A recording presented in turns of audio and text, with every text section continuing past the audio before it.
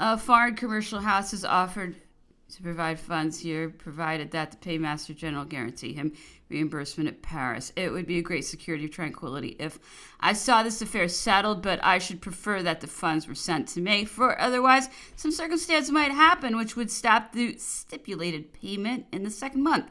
Your Highness is well aware that there are no means of dispensing with punctual payment of all the expenses alluded to above, especially with a garrison composed like the one which I command. I beseech you then to solicit from His Majesty measures which may secure the payment of the sums which I stand in absolute need of. I ought not to close without observing to your Highness that the quantity of powder which now remains in our magazines is not nearly in proportion to what would be necessary for a siege.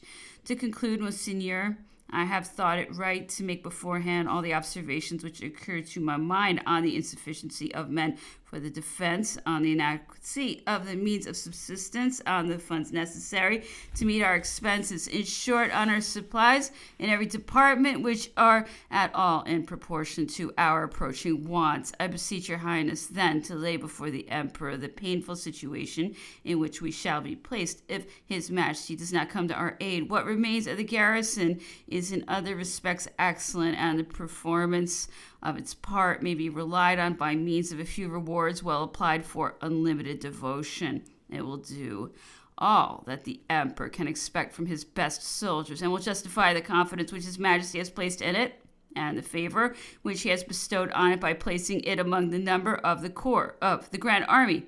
I am, etc., Count Rapp. The armistice was meanwhile approaching its termination. The troops, the ammunition, the artillery for the siege were arriving in abundance before the place. We soon had 300 pieces of cannon of large caliber and 60,000 fighting troops before us. The disproportion was immense. But we had conquered when, enfeebled by disease, we might hope to conquer again. Nothing but the means of subsistence was wanting. The Russians were so convinced of this that they gave chase to the smallest craft which went fishing. Their gunboats had even captured some of the craft which had not gone beyond the limits. I immediately dispatched a flag of truce to the admiral. I presented to him that the sea ought to be free for a league from the shore, and that I should know how to make the conditions of the armistice respected if they again attempted to infringe them. He promised to conform to the conditions and no more to molest our boats. He did not indeed molest them, but that very evening he carried off our unfortunate fishermen who had retired without suspicion of what was to happen to their huts. He dreaded the abundance which a few pounds of fish would produce in the fortress. The peasants and the course of the waters were not better treated. They entrapped the former and turned the latter in another direction. It appeared to them as if everything was put in motion to get us food, that it was coming on us from every direction. It was in vain for me to protest. Indeed, never were pretenses or excuses wanting. At last, the Prince of Volkonsky announced to me the recommencement of hostilities. I received this news with sincere satisfaction. Our relations were too disagreeable for me not to see them ended. Chapter 50. The enemy was full of confidence. He fought, he intrigued, he flattered himself with the hopes of taking the place by storm or reducing it to ashes. But through the vigilance and intrepidity of my soldiers, all his attempts failed. His incendiary rockets were wasted on our ramparts, his attacks were repulsed, and his emissaries discovered several of these wretches had already introduced themselves into our magazines and were preparing to set them on fire. I perhaps ought to have made an example of them, but I dreaded lest this example might be dangerous. I feared that it would give a knowledge of the crime to those who were then ignorant of it, and that it would spread alarm amongst the troops. I pretended to believe that they had endeavored to pilfer some provisions, and I dismissed them. But I issued such severe proclamations against theft that I kept malevolence at a distance. After 3 days of humiliation and fatigue, the besiegers succeeded at last in getting possession of the woods of Ora. Driven from it almost immediately, they reappear with new forces and drive in our detachment. The battalion on duty takes a second time its arms and rushes to its relief. Major Lagros attacks the wood. 2 companies of grenadiers march in the village. The troops meet each other. They charge. They drive. They overthrow. The struggle becomes frightful. Captain Kapgrau seizes by the hair a Prussian officer. Whilst he throws him on the ground, he himself is on the point of being killed. A soldier already touches him with his bayonet. Lieutenant Sabatier turns aside the blow, closes on the Cossack, and runs him through with his saber. But at the moment he saves his chief, he receives in the throat a wound which compels him to quit the field of battle. In the wood, in the village, everywhere, the Russians are defeated. Captain Duchat kills for himself. Commandant Charton, Lieutenant de Vrien, and Blanchard mow them down in heaps. A crowd of brave fellows rush into the midst of them and increase the disorder. Krakow, whose valor a short time afterwards was so famous, Martin, Couture, Rochette, Schlitz, Dupont, Benon, Soudet, Paris, Bellocchio, all sub-officers of the light troops, a carabinier, Rashid, the drummer, Berquier, rush even to the center of the columns and give them up to the swords of our soldiers. Fresh troops take the place of those who are defeated and establish themselves in the wood. Our heroes, led on by Lieutenant Joly de la Tour, rush forward, attack and defeat them. The enemy, nevertheless, do not lose courage. They formed again into ranks and present themselves a third time, but always overcome, always cut in pieces. They at last discontinue their attacks. Early the next day, the enemy throw themselves on Struys and Heiligenbrunn and take possession of Langfur.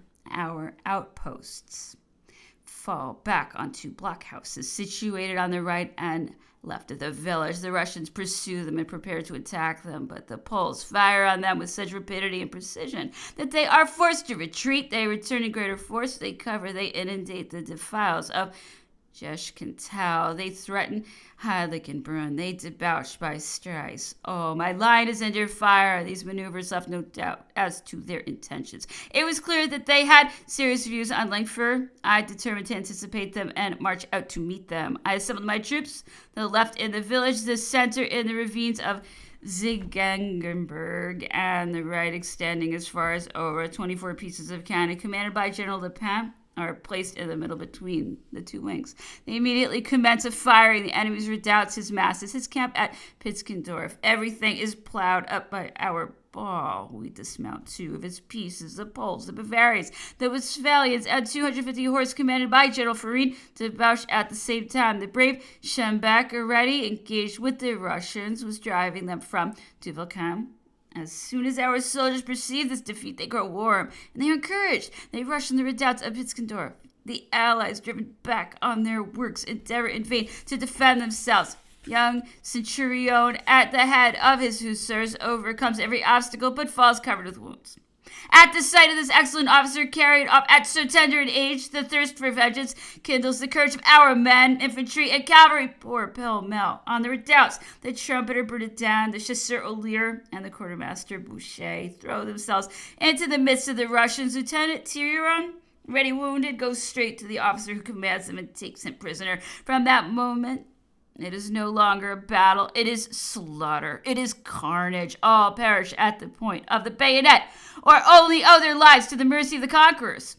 Whilst our soldiers are giving themselves up to the fire of their courage, a cloud of Cossacks rush on them and threaten to cut them to pieces. But General Cavaignac moves up so promptly with the reserve of cavalry, the troops charged with such zeal, the commanding adjutant de Erens, the chiefs of Squadron Bell and Zaluski, Captains Gibert, Fayot, Vallier, Pataki, and Batkato display so much intelligence and skill that the enemy is completely routed and disperses in the most frightful confusion. The cannonade grew warmer and warmer. The Russians still occupied Johannesburg, the ground in front of Pitzkendorf, and made a furious attack on Langfur.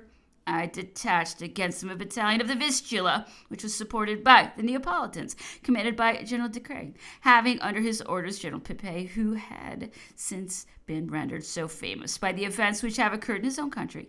The brave Schembeck commenced the attack. It was made with great regularity and impetuosity. The Russians, routed at the point of the bayonet, overthrown by destructive charges, seek safety by flight. The Poles pursue them with increased boldness. The drummer Hadi seizes one of them by the cartouche box, pulls him from the ranks and disarms him. Captain Fitzinski forgets that he is wounded, rushes into a house which they occupy, kills their chief, and makes 30 of them prisoners. The Neapolitans are not less impetuous. They press forward in pursuit of the fugitives, drive them on and fire upon them. General Pepet, Colonel Levon, and Commandants Pelletier and Surde, Captains Chevandier and Cianchuli, direct and excite their courage, and give at once both precept and example. On the opposite side of the mountain, the conflict was not less obstinate or bloody. At the appointed signal, Colonel Kaminsky had marched on the Russians and had dislodged them. He drove them before him. The pursuit was hot. Reinforcements arrived. Our adversaries endeavored to stem the torrent, but the Poles pursued them with impetuosity. Rozazinski, Drabelzinski, Doka, Zaremba, Zingovnovitz, followed by them, devoted to their leaders, rushed on them and cut them in pieces. We were masters of Johannesburg. The weather was terrible. The enemy was flying at a distance. I ordered a retreat to be sounded. It was done in the most perfect order. At 6 o'clock, everything was tranquil. But the Russians were not long before they made their appearance again. They attack at the same time at the Belvedere and the heights of Heiligenbrunn. They keep up a very smart firing, but they are nevertheless unable to obtain the slightest advantage. Colonel Kaminsky and Commander Schembeck display a courage and skill which disconcerts them. They withdraw, but at the same time, 2 battalions supported by a numerous cavalry march on the village of Stries. Kaminsky rushes to its defense. The Russians return immediately to the charge. They scale the heights. They attack the Belvedere, push on. Oppressor attacks. All their attempts fail against the excellent arrangements of Major Disker and the valor of the chiefs of battalion, Yeoman and Mrobievsky.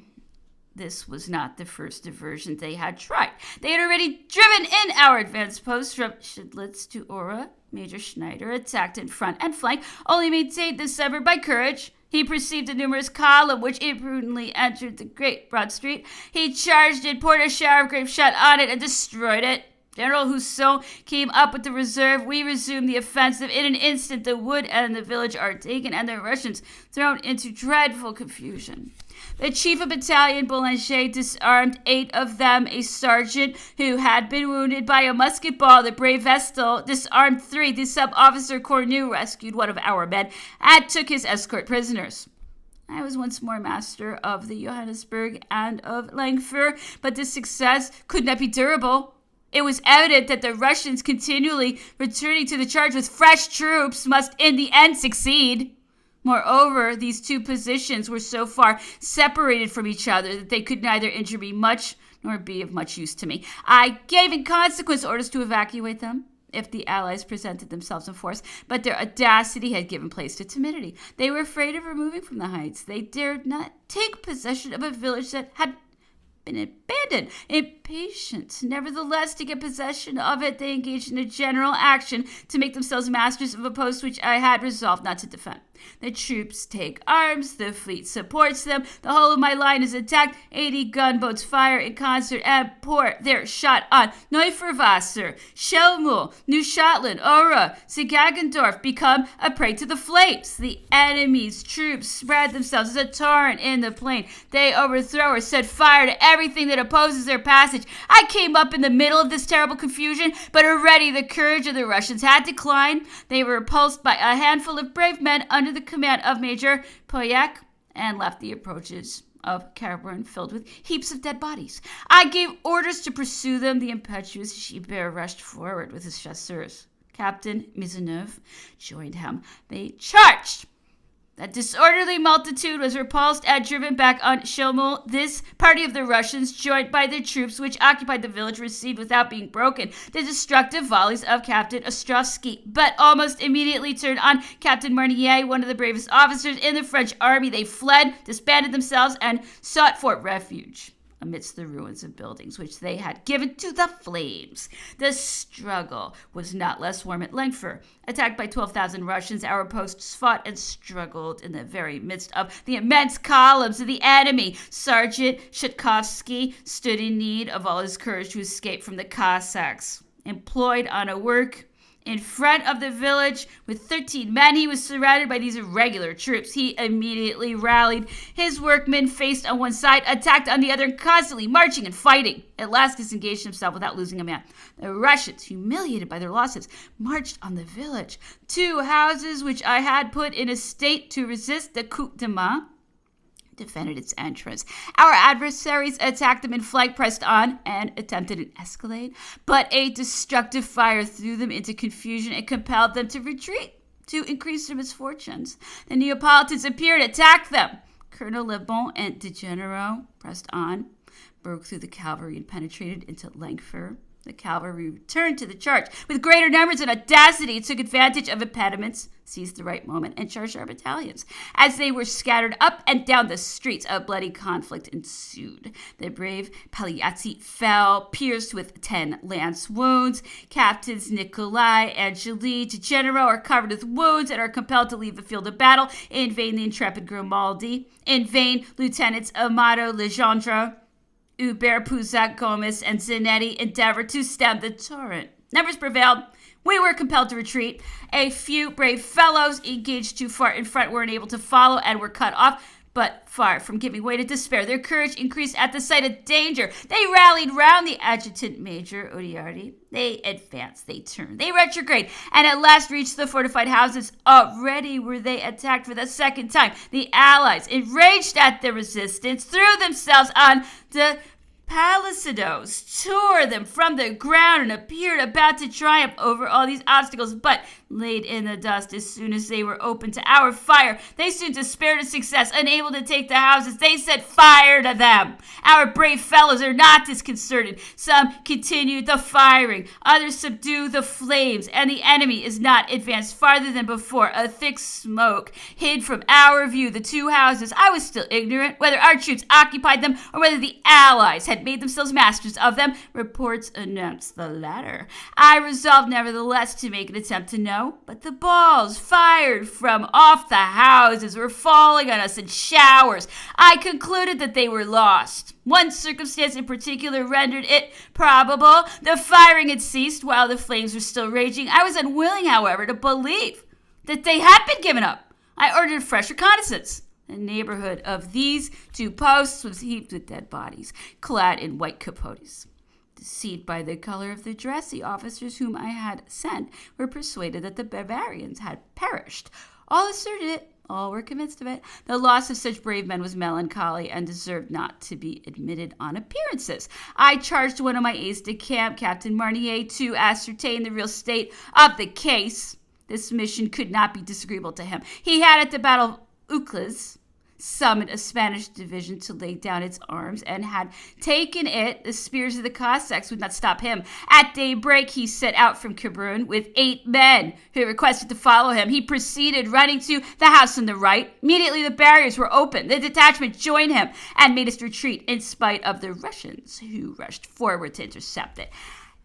That on the left still remained, but the greatest difficulty was overcome. I was certain that it still existed. I issued orders that it should be relieved. A battalion advanced. No sooner was it perceived by these admirable soldiers than they placed their wounded in the midst of it and rushed forth on the allies. Several received wounds. The brave Dalvik was struck by a ball which shattered his left shoulder, but he continued to fight with ardor. The contest became more and more bloody. The Bavarians, inflamed with the noble desire to save their countrymen and animated by the example of 2 intrepid officers, adjutant majors Seiferlitz and Lieutenant Muck, threw themselves precipitately on the enemy, broke them through, and at last brought off in safety this handful of devoted soldiers. They made a kind of triumphal entry. Everyone was anxious to see them and to congratulate them. All spoke of their constancy and boasted of their resignation. Alone, abandoned to their own resources, without provisions, without ammunition, parched with thirst, suffocated by the smoke they had braved, the threats, repulsed the summons, and rejected with disdain the insinuations of the enemy. Captain Farbeck, in particular, was loaded with encomiums. His sang-froid was admired, his courage extolled, his firmness and his prudence were the subject and the theme of everyone's conversation.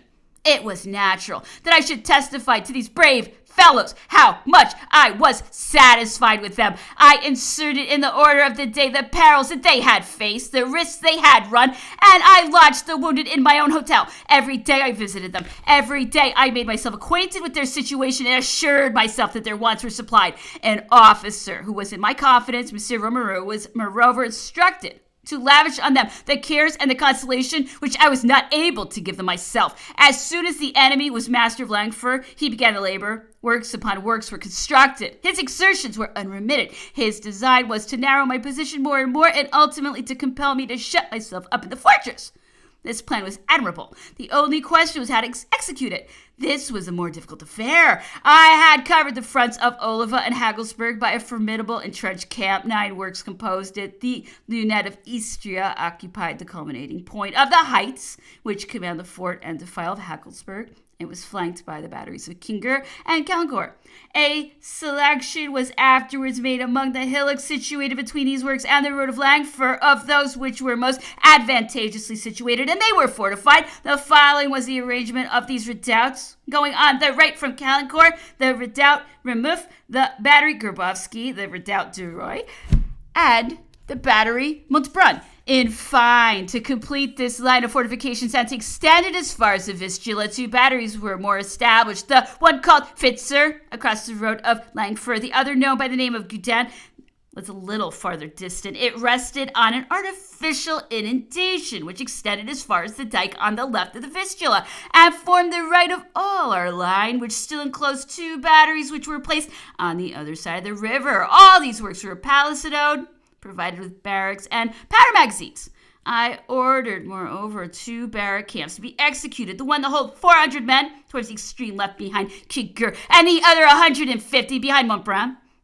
The part of this line which extends from Montbrun to Gudin was connected by a kind of covered road. That which extended to the left was sufficiently protected by the badness of the ground. I thought, moreover, that it was necessary to secure the power of acting on the offensive in a part of these works. Over was also put into a state of defense a mass of houses which communicated with each other, and the doors and windows of which had been carefully walled up, parapets and palisadoes, which had no other outlet but a tongue of land, bounded by 2 beds of water rather deep, formed an advanced retrenchment, known under the name of the first entrenchment of Ora. The second, situated 400 yards in its rear, was composed of the same materials and was supported on a large Jesuits' convent, which had been fortified. The heights and defiles which approached the suburb were fortified. The redoubt with which they were surmounted prevented the enemy from turning us, and soon became famous under the name of the batteries and lines of Friuli.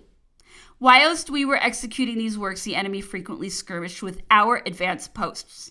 Schindlitz, Ora, Stolzenberg were in turn the object of his attacks. Repulsed at every point, he attempted to surprise Hubada, but he there met with more than his match. The commandant Carré, an old soldier full of vigilance and acquainted with all kinds of stratagems, perceived his columns, succeeded in making them engage each other, and retired without loss from a critical situation. Quite ashamed at this cruel mystification, the Russians flattered themselves at the prospect of taking revenge at Cavern.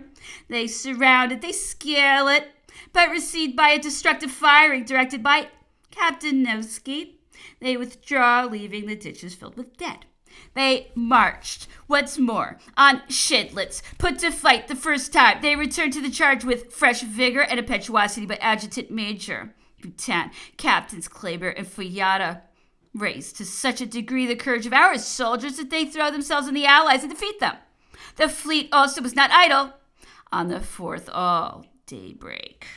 at daybreak, it appeared drawn up in the line of battle. It had failed 2 days before in 2 consecutive attacks and completely wasted more than 7,000 rounds of cannon shot. Shame, thirst after vengeance, everything incited it to fight. It was the explosion of a volcano. The frigates and the gunboats thundered forth at once and covered us with a shower of shells, but far from being discomposed, our batteries are managed with increased coolness and regularity. Officers and soldiers all soar above the danger and only think on victory. A gunner engaged in sponging a gun had an arm carried off. Captain Pomeransky takes up the sponging rod and performs duty. Sergeant VR serves a piece which fires red-hot balls and points it at the polygon. Lieutenant Milovsky manages and superintends his own, sinks one gunboat, damages others, and compels them to leave the scene of action.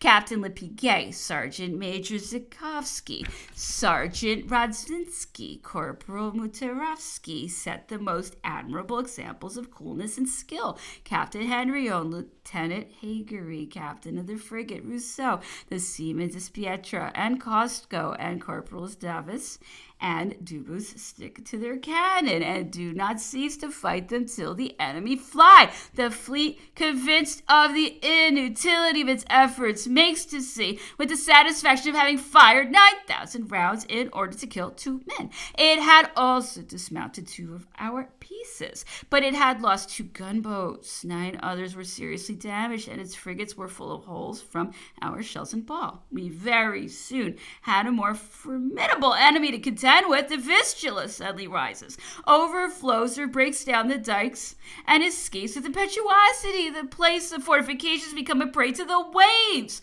The bridges are carried away, the sluice is destroyed, and the banks broken up. The waters, now without impediment, rush into the ditches and undermine the bastion. Those of Boren and Brown Ross were in ruins. It was to be feared that when the Vistula should return to its natural bed, the inundation could not be kept up, but the engineer department was not negligent in this critical juncture. They succeeded in reestablishing the breaches by means of dexterity and perseverance, and when the water subsided, the inundation kept up by the branches which run through the verders scarcely experienced any change of level. The turn of the Russians had now arrived. They had profited by the embarrassment which the swelling of the waters caused us. They had raised battery on battery, and on the 15th of November they unmasked a score lined with guns of the largest caliber. The fleet also came up to try its powers against our forts. Masses of infantry were ready to give the assault as soon as the Placidos should be destroyed. 3 bomb vessels and 40 gunboats pour in a dreadful fire upon Neuferwasser. Danger, far from dejecting, only animates our soldiers. They swear they will conquer. They swear they will punish the assailants. The troops of the line keep close to the cannon. The artillery points them as at a review. They damage and dismast a crowd of gunboats. Of a sudden, a terrible explosion is heard. A ball had pierced the St. Barb. The sloop disappeared. The same explosion was repeated. We congratulate and encourage each other. We are eager to imitate the heroes who fire with such admirable precision. These vessels become nearly at the same time a prey to the flames, and the first line of ships retires all covered with wreck.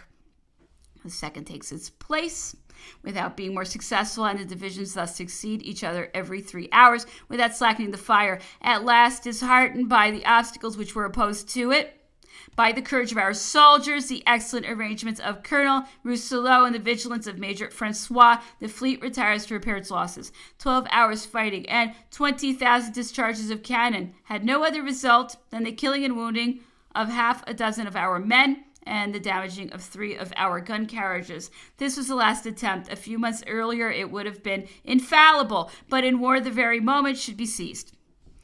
The troops were more successful. They attacked our posts in advance of Ora and got possession of that of the Etoile on the heights at the right of the village. Major Legros does not allow them time to establish themselves. 4 chosen companies under the command of Captains Valor and Aubry march without delay to the point of the attack. They take the Russians by surprise and cut them in pieces. In vain do they appear with fresh troops repulsed, put to flight. They disperse, though without losing courage. They make a fresh attempt, but met by a destructive discharge of musketry, they disband and fall under the fire of 2 companies placed in the village of Stagrobieth, which annihilate them. Chapter 53. The season became every day more severe. The rains were incessant and produced a fetid fog, which the sun, without heat, could scarcely dissipate. But what was still worse, the scarcity still continued to increase. Horses, dogs, cats were eaten. We had exhausted all our resources. Our salt even failed us. It is true that industry supplied the deficiency. Some soldiers conceived the idea of boiling some old planks, which had formerly belonged to a storehouse. The trial succeeded. We sprung this new mine and the hospitals were supplied. The population was reduced to the last extremity. It lived on nothing but malt and bran, and it had not even enough of these to satisfy its wants. In this state of distress, I thought the philanthropic allies would not repulse their fellow countrymen. I drove out of the wood fortress the prisoners and the beggars, all, in a word, who had no provisions, but the Prussians were inexorable, and but for the inhabitants of St. Albrecht, they would have left them to perish from want. Others went to the quarters occupied by the Russians and were not better received. Without shelter, without food of any kind, they would have perished under the eyes of these liberators of humanity. If I had not taken pity on their wretchedness, I gave them some relief and sent them to their homes. Several begged to be employed in the fortifications, and they received half or a quarter of loaf of ammunition bread for their wages. In the meantime, the enemy had completed their works. From time to time, they tried their batteries and seemed to perform a prelude, a more serious action on the tents accordingly. They all began to fire towards the close of the day. The town, the home, the entrenched camp of Neuferwasser are inundated with shells, grenades, and red-hot balls. The fire breaks forth and consumes the convent of the Dominicans. The Russian prisoners who were kept in the building were on the point of perishing when our soldiers rushed in and saved them from death. The flames continued to increase in violence, wreathed round the neighboring houses, and threatened to reduce them to ashes. At the same time, the Allies presented themselves in strength before our posts of Ora and drove them back as far as to Gedrith. I came up with Count Ule. The enemy, overthrown at the point of the bayonet, attempted in vain to return to the charge. General Husson and Major Legros repulsed all their attacks. A mistake augmented their losses. 2 of their columns took each other for the enemy and engaged accordingly. They recognized their friends by the cries of the wounded, but more than 300 men were already laid in the dust. On our side, we were 100 hors de combat. Early the next day, the enemy appeared before the houses beyond Stegabiev. Driven back twice, he set fire to them. Although twice wounded, Captain Basset was unwilling to give them up, but it was not long before the progress of the flames compelled him. He retired fighting all the way. The Allies, being masters of the village, pushed on without halting to the level of the Etoile and took it. The posts, which remained on the descent of a hill, were henceforth too weak, and I called them in. The enemy at last took possession of this position, but he paid sufficiently dear for a mere embankment of earth. The farther he advanced towards Langford, the more perilous his situation became. Taken in flank and in rear, thundered on by the batteries of the Holm, he was soon unable to debouch from the redoubts he had raised at Calbrin. Confused at having mistaken the true point of attack, he concentrated his forces and marched on the heights of Ora. He tried every means to get possession of them, and I neglected none to defend them. I improved, I extended my works, I made everyone contribute his skill and information. Superior officers of each department of the army under the presidency of General Grandjean consulted on the measures which the security of the place required. They put our provisions and our ammunition out of the reach of the ravages of fire. They portion out the provisions and organize the engine department and get mills in readiness so that if the shells should destroy what we already possessed, there were others to supply their loss. In the meantime, the Allies continued their bombardment. Fire succeeded fire and threatened to reduce everything to ashes. On a sudden, the batteries ceased. The firing was suspended. At this unexpected silence, the inhabitants resumed their courage. They ran. They fled to the relief of the quarters that were on fire. Poor people! There was nothing to save them from the flames but a few walls. The place was on the brink of ruin. The enemy had only stopped the firing in order to resume it with greater fury. As soon as his arrangements were made, he opened it with violence. The batteries on the Etoile, those of Johannesburg's Cabron, Schelmule, Langfur, fire rounds upon rounds and overwhelm us with shells, rockets, and red-hot balls. Fire breaks out. The edifices are falling to ruins. Danzig presents the appearance of a volcano whose eruptions issue forth, disappear, and again show themselves in every direction. The 2 banks of the Montloff, the Buttermark, the Pokenfell, the Spiker and Cell are all destroyed. In vain do the troops run to their assistance. An unintermitting shower of projectiles triumph over their efforts. and a loss of several millions aggravates the misfortune of this wretched population.